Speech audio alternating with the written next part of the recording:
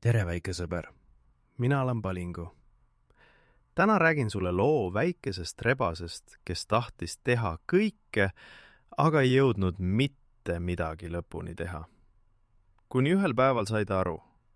Väike plaan teeb suure vahe. Metsaservas, kus päike paistis läbi pärnade, oli üks rebaseurg. Urg oli soe ja hubane, 5 eri toaga. Seal elas rebane Ruudi oma emme, issi ja väikese õe Riinaga. Ruudi oli 4-aastane. Tal oli särav oranž karv, teravad kõrvad ja 2 silma, mis ei seisnud kunagi paigal. Kõik oli talle põnev. Kõike tahtis ta proovida. Kõike korraga.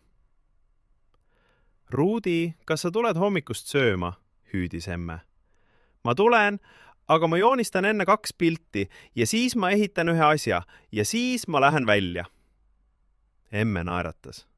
Ruudil on 1000 ideed igaks hommikuks. Ühel esmaspäeva hommikul lubas Ruudi 4 asja. Lasteaias lubas ta õpetajale, et toob järgmisel päeval ilusa joonistuse, ühe suure sügise pildi, mille saab seinale panna. Pärast lasteaeda lubas ta emmele, et lähed teisipäeval temaga metsa marju korjama. Neist pidi saama maitsev moos. Kolmapäeval oli parima sõbra Siimu sünnipäev. Siim oli kutsunud Ruudi ja öelnud, sa ei tohi unustada, ma ootan sind. Ja reedel pidi Ruudi andma oma väikesele õele Riinale kingituse, sest laupäeval sai Riina 3-aastaseks. Mina teen kõik ära, hõikas Ruudi. Ma olen kõige kiirem rebane metsas. Esmaspäeva õhtul alustas Ruudi joonistust. Võttis pintsli, segas värvid, joonistas ühe sügislehe, ilusa lehe. Aga siis nägi ta aknast, et issi tegi midagi põnevat õues. Jättis pintsli lauale, värvid lahti, pildi pooleli, jooksis välja. Teisipäeval hüüdis emme. Ruudi, kas marjakorv on kaasas? Ruudi jooksis tagasi urgu, otsis korvi. Kuhu ta selle pani? Tal läks korvi leidmisega väga palju aega. Lõpuks leidis ta selle voodi alt.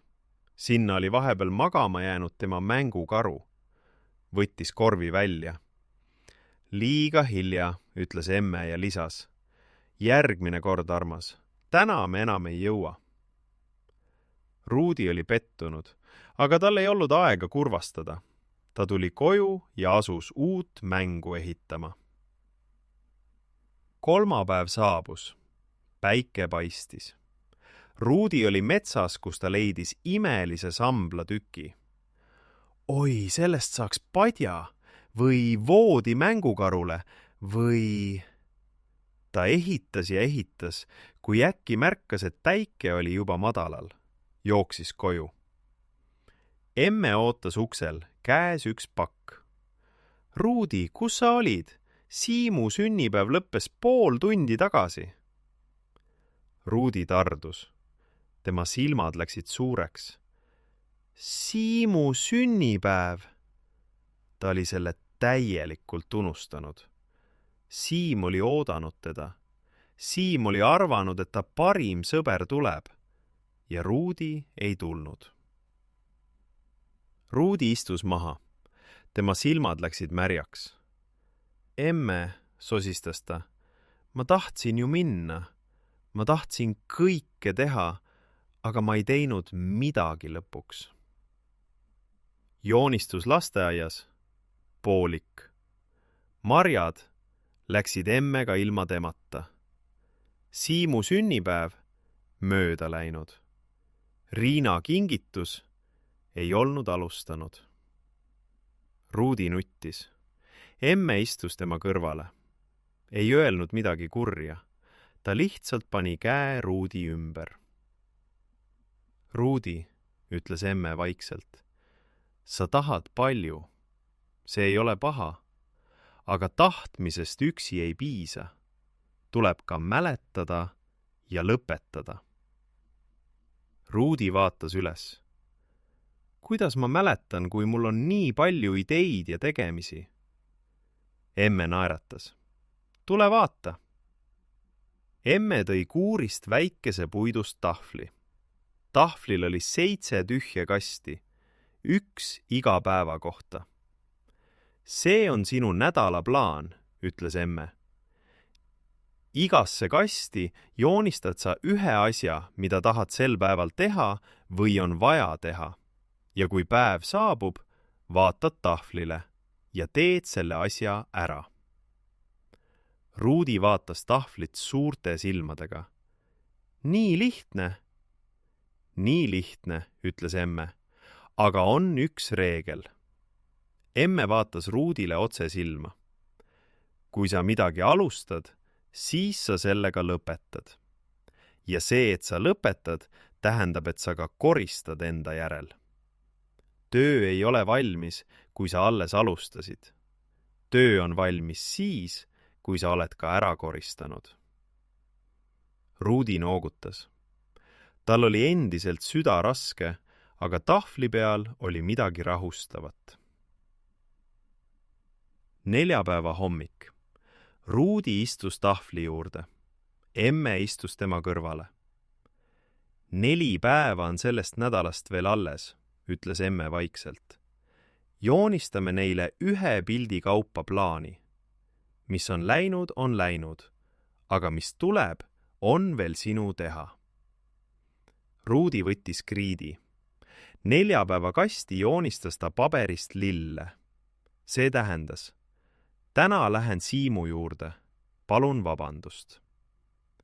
Reedesse pintsli. Reedel lõpetan lasteaia joonistuse ja alustan Riina kingitust. Laupäeva sünnipäevatordi. Laupäeval on Riina 3. sünnipäev. Pühapäeva südame. Pühapäev on perepäev. Ja järgmine nädal, ütles emme, joonistad sa juba pühapäeva õhtul terve nädala tahvlile valmis. 7 pilti, 1 iga päeva jaoks. Valmis, ütles Ruudi. Ta hingas sügavalt sisse. Neljapäev. Ruudi astus Siimu juurde üksi. Tal oli käes paberist lillede pärg, mille ta oli eelmisel õhtul ise valmistanud. Ta istus Siimu kõrvale. Siim, ma palun vabandust. Ma unustasin täielikult. See oli väga halb. Sa oled mu parim sõber.